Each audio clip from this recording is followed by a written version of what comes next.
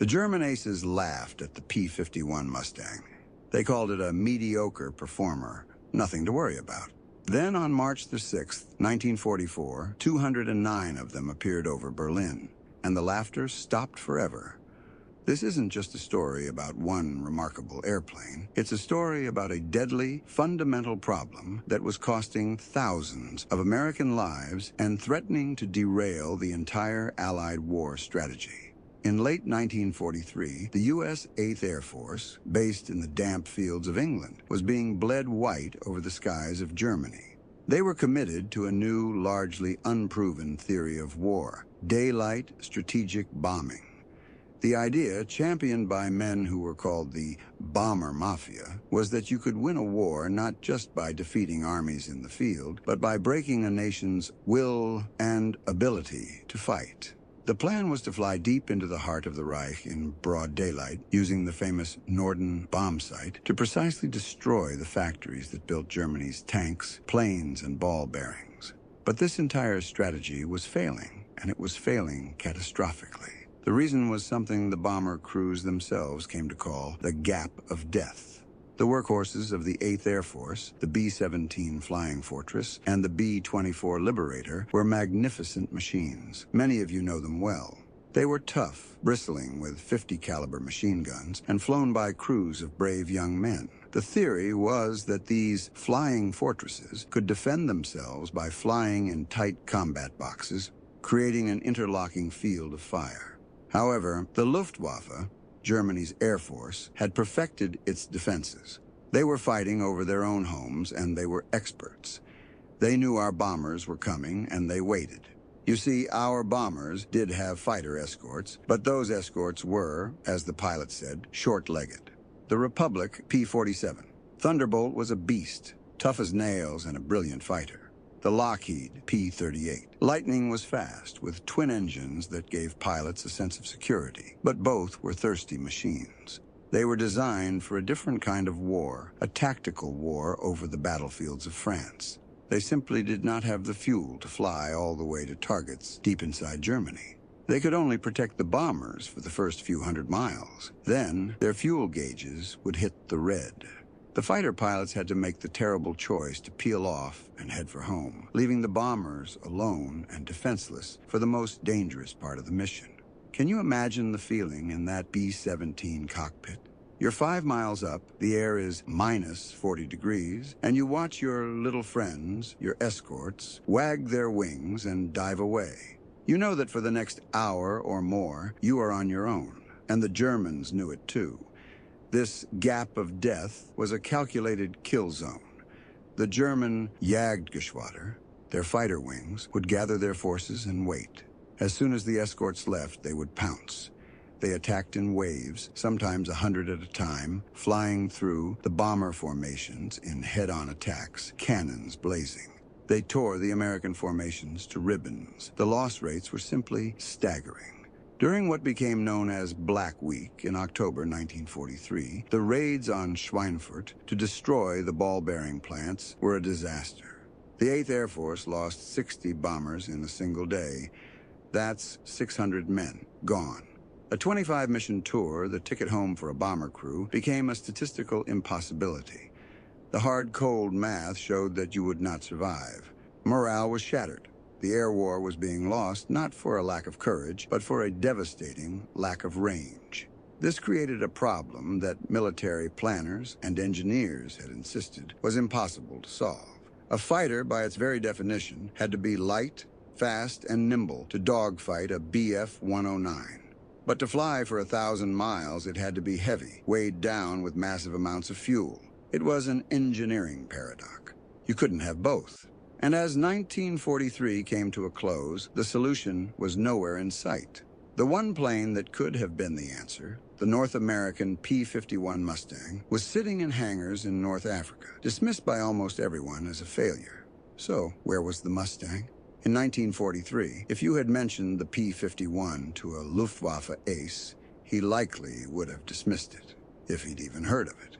If you'd mentioned it to a weary American bomber pilot, he'd have given you a blank stare. The plane existed, but it was a phantom in the one place it was needed most. It was an aircraft floating in the margins of the war, a footnote, certainly not a war winner.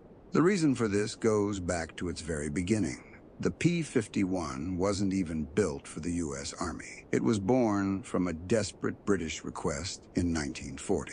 The Royal Air Force was fighting for its life, and it needed fighters, any fighters, and it needed them fast. They approached North American Aviation, a company known more for trainers than for high-performance fighters. The British asked them to build the P-40 Warhawk under license.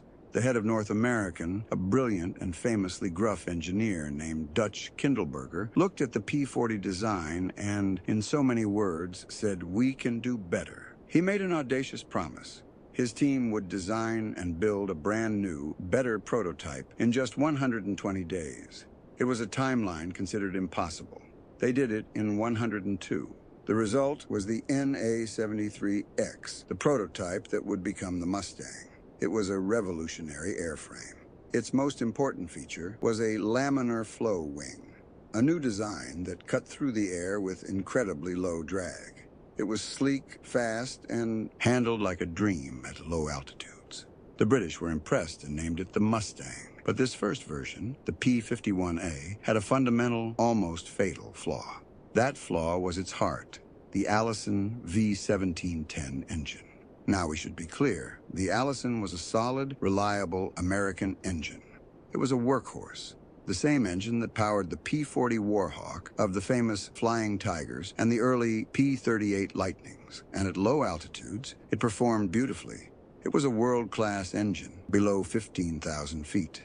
The strategic air war over Germany, however, was not being fought at 15,000 feet. It was being fought at 25,000, even 30,000 feet, in the thin, frozen air where the B-17s flew. And up there, the Allison engine simply couldn't breathe. Its power was choked off by its supercharger, the device that forces air into the engine.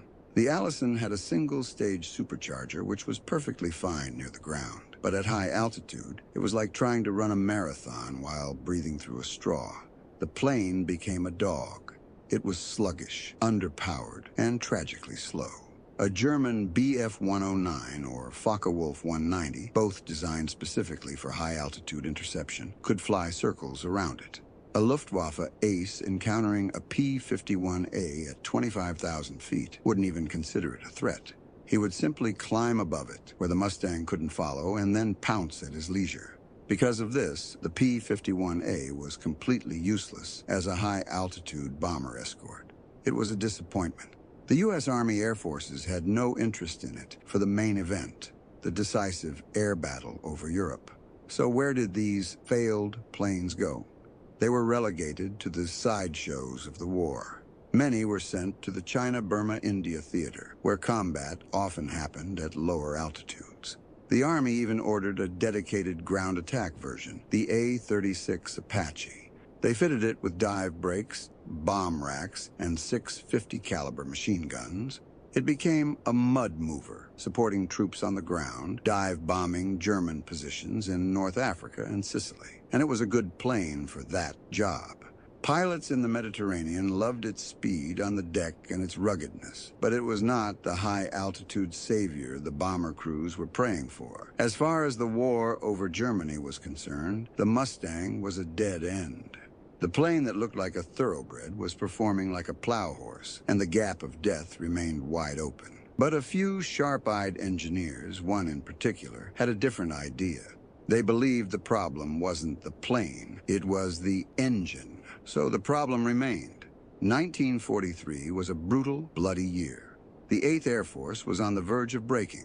The entire daylight bombing campaign, the linchpin of the American strategy in Europe, was close to being called off.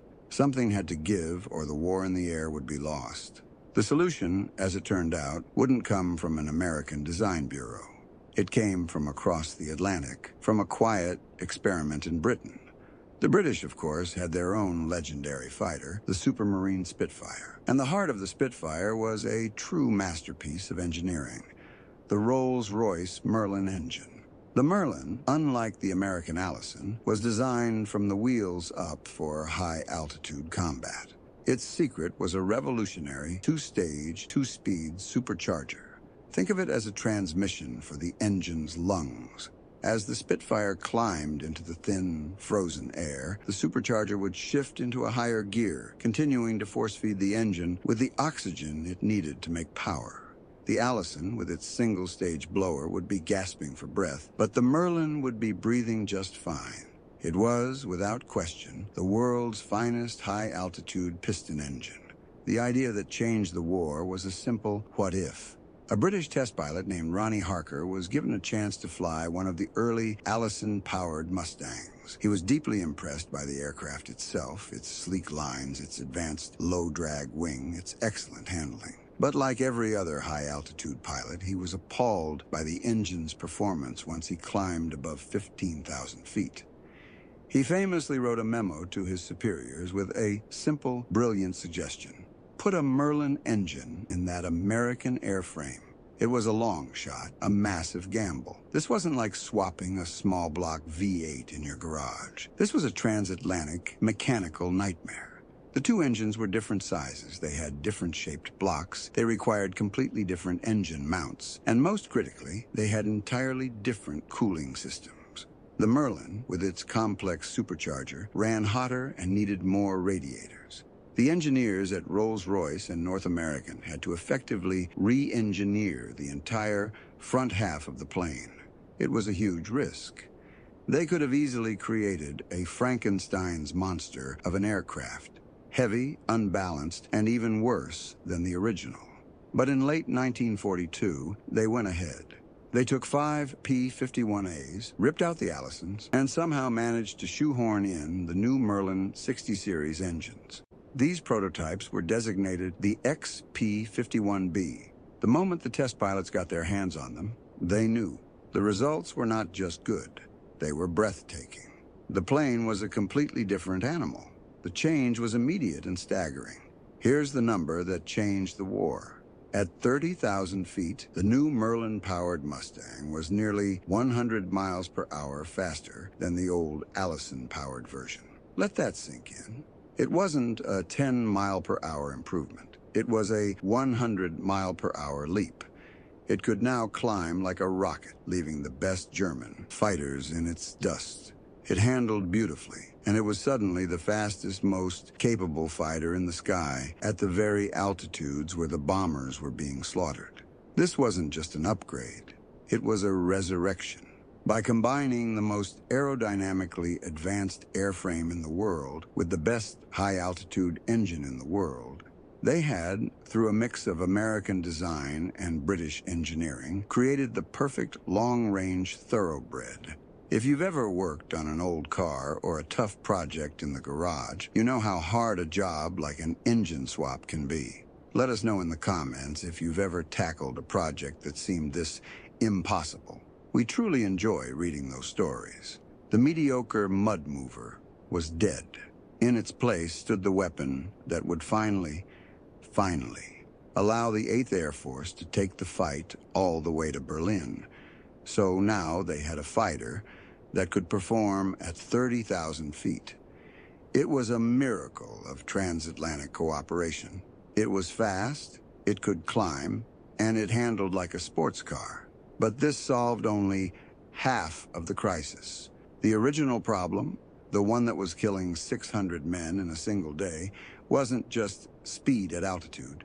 It was range. How do you get this new hot rod with its powerful, thirsty Merlin engine from a rainy airfield in England to the skies over Berlin and back? That was a round trip of over 1,100 miles, an unheard-of distance for a single-engine fighter. This is where the genius of the original North American design, the part that existed even on the failed P-51A, paid off in a way no one could have anticipated. That original plane had been designed with a revolutionary, new laminar flow wing. To put it simply, most aircraft wings at the time were curved on top, which created lift, but also created a great deal of turbulence, or drag. The Mustang's wing was different.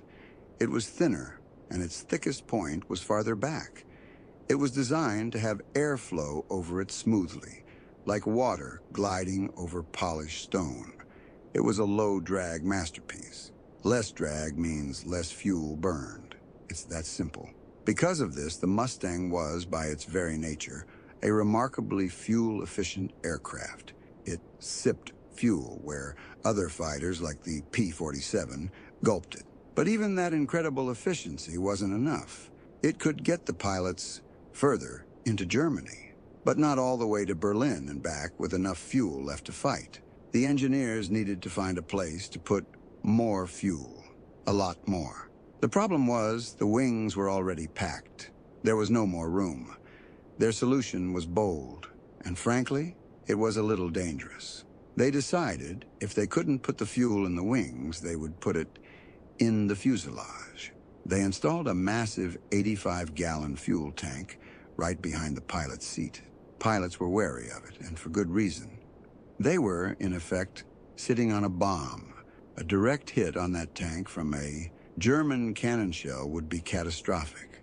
And when it was full, it made the plane dangerously top-heavy and unstable. The pilots had to be careful, flying straight and level, and burn that rear tank's fuel first, before they even thought about getting into a dogfight. But this new tank, combined with two external drop tanks under the wings, gave them the one thing they needed more than anything: time. Now you put all the pieces together. You have the efficient, low-drag airframe. You have the powerful, high-altitude Merlin engine. You have the standard fuel in the wings. You add the two 75-gallon drop tanks. And you add the new 85-gallon tank behind the pilot. Suddenly, the math that had seemed impossible worked. The new P-51B had a combat radius of over 850 miles. It could fly from England, escort the bombers all the way to Berlin, drop its empty external tanks, fight for 30 minutes over the city, and then, flying on its internal fuel, escort the bombers all the way home. The gap of death was about to be closed. In late 1943, the very first of these new, long-range P-51B Mustangs arrived in England. They were assigned to the 354th Fighter Group, who called themselves the Pioneers. And at this exact, critical moment, German intelligence made one of the greatest blunders of the war. They heard reports of a new Mustang, but their assessment was lazy and arrogant. They assumed it was just the same mediocre, Allison-powered plane they'd seen before, maybe with a few minor tweaks. Luftwaffe Chief Hermann Göring was famously dismissive of American fighter capabilities. They were confident in their Bf-109s and their Focke-Wulf 190s. They were, after all, the masters of the sky. They had no idea what was about to hit them. They had no idea that their gap of death was about to become the Mustang's new hunting ground. Now we come to the day it all changed. March 6th, 1944. This was the moment the entire strategic gamble, the millions of dollars, the thousands of aircraft, the lives of an entire generation of airmen, would be proven right or wrong. The 8th Air Force launched its first massive daylight raid on the target that mattered most: Berlin, the heart of the Reich. Nearly 700 heavy bombers, a stream of aluminum and American courage, set out from the rainy fields of England. On the ground across Germany, the sirens wailed. The Jägerschwader, the veteran fighter wings of the Luftwaffe, scrambled to their aircraft. These were the aces, men with dozens, some with hundreds of victories, fighting over their own soil. They were confident. They climbed to their preferred altitude, 30,000 feet, and they waited. Just as they had done 100 times before, they waited for the gap of death. They watched as the American P-47s, the heavy jugs at the very edge of their range, dutifully wagged their wings, turned for home, and left the bombers. The feast was about to begin, but then something impossible happened. The P-47s left, but the skies were not empty. A new group of fighters, sleek and unfamiliar, remained. Not just a few, but hundreds of them. They were still climbing, still with the bombers. It was the 209 Mustangs of the 9th Air Force groups. For the German pilots, this was a moment of pure, cold psychological shock. Their safe zone was gone. The feast was canceled. The rules of the entire air war had just been rewritten in a single instant. This is where the story of aces like Franz Stigler, Adolf Galland, a man who had dismissed American long-range fighters, becomes so powerful. He and his fellow pilots now found themselves in a fight for their lives, deep inside their own territory. The plane they thought was a joke was now above them, faster than them, and it wasn't leaving. Their entire tactical playbook, built on years of experience attacking slow bombers, was suddenly worthless. How could they get to the bombers when these new fighters were swarming them? And the American strategy had changed too. This was the real masterstroke. The new commander of the 8th Air Force was a man every American knew, General Jimmy Doolittle, the same hero who had led the daring raid on Tokyo in 1942. Doolittle was an aggressive, offense-minded leader. He looked at the old, timid orders, stick with the bombers at all costs, and he threw them out. He gave his fighter pilots a new, chillingly simple order. Go find the enemy, hunt them down, and destroy them. He had unleashed the fighters. Their new job wasn't just to defend the bombers, it was to attack the Luftwaffe. So on that March day, when the German interceptors rose to meet the bombers, they weren't met by a passive wall of escorts. They were attacked. The P-51s, with their superior high-altitude performance, dove on the German formations before they could even get set for their attack runs. The hunters had, in every sense of the word, become the hunted. The day was a brutal, running dogfight that stretched for hundreds of miles from the border all the way to Berlin and back. The 8th Air Force paid a terrible price. 69 heavy bombers were lost. That's nearly 700 men. But for the first time, this agonizing loss rate was considered sustainable, because the price paid by the Luftwaffe was catastrophic. They lost 64 fighters, and more importantly, they lost dozens of their irreplaceable, veteran expertise. The Luftwaffe could, at that time, still build new planes, but it could not replace those pilots. The myth of Berlin's invincibility was shattered. This single mission, on this single day, proved that the P-51 Mustang was the weapon that would finally and decisively win the war in the air. The P-51B was a revolution. It had saved the air war. But as any man who has worked with his hands knows, the first version of anything is never the final version. It wasn't perfect. Pilots were grateful to have it, but they had one major, life-threatening complaint: that razorback fuselage. The pilot sat low in the cockpit, and the high metal spine behind his head created a massive, terrifying blind spot. In a swirling, chaotic dogfight with enemies coming from every direction, what you can't see is precisely what kills you. A German fighter could slip in behind that blind spot, and the first time you'd know he was there was when his cannon shells started tearing your wings off. North Americans' engineers listened, and their solution to this one problem would create the most iconic aircraft silhouette of the entire Second World War, the P-51D. They completely redesigned the rear fuselage, cutting that high spine down to almost nothing. Then, they fitted a smooth, single-piece bubble canopy over the cockpit. The change was immediate and profound. The pilot now had a complete 360-degree view of the sky. He could check his tail, simply by turning his head. In the life and death business of aerial combat, this advantage alone cannot be overstated. It was the difference between hunting and being hunted. But they didn't just change the glass. They listened to the mechanics on the ground and the pilots in the air, and they upgraded the plane's teeth.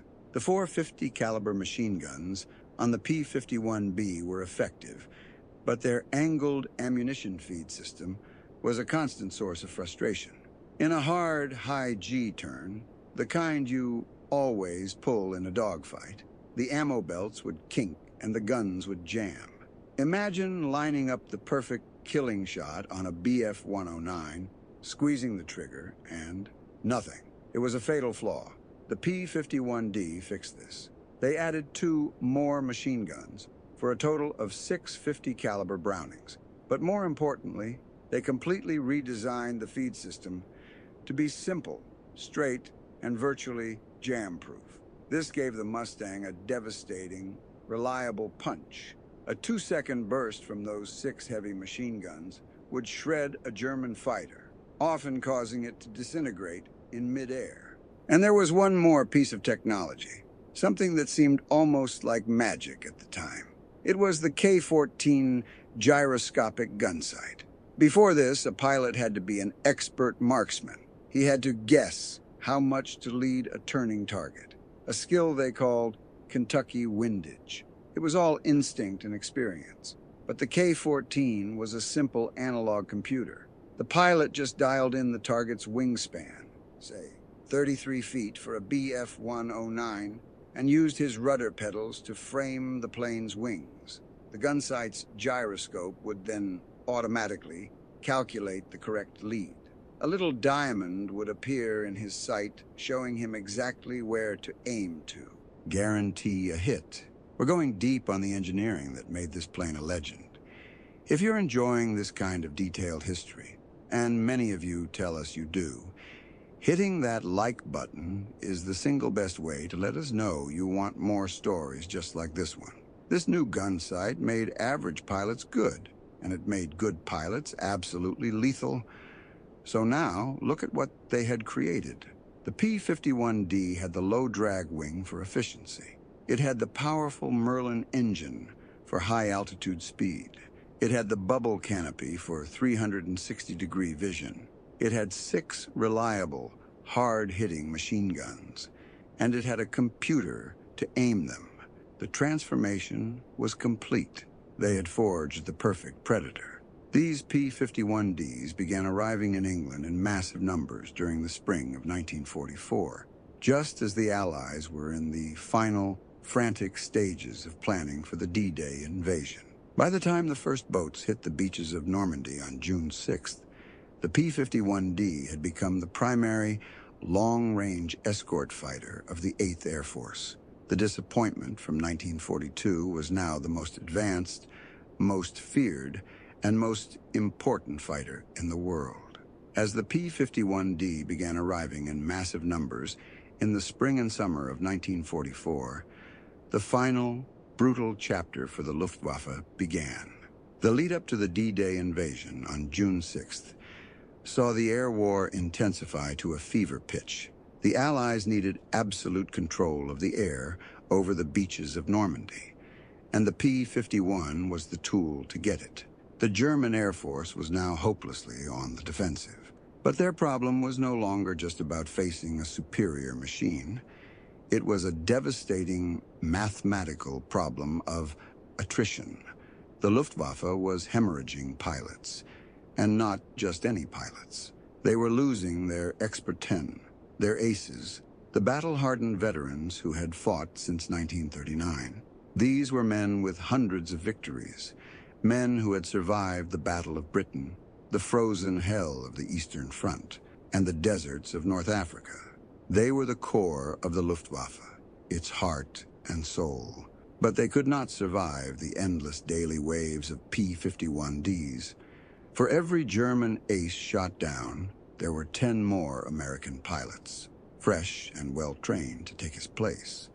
For every P-51 lost, 5 more were rolling off the assembly lines in California and Texas. This is the part of the story that is often overlooked. The German pilot training program had completely collapsed under the pressure. By 1944, due to a crippling lack of fuel, training time, and experienced instructors, Germany was throwing rookies into the sky with barely 50 or 60 hours of total flight time. These young men were given a high-performance, unforgiving fighter like a BF-109 and told to go fight. Who were they fighting?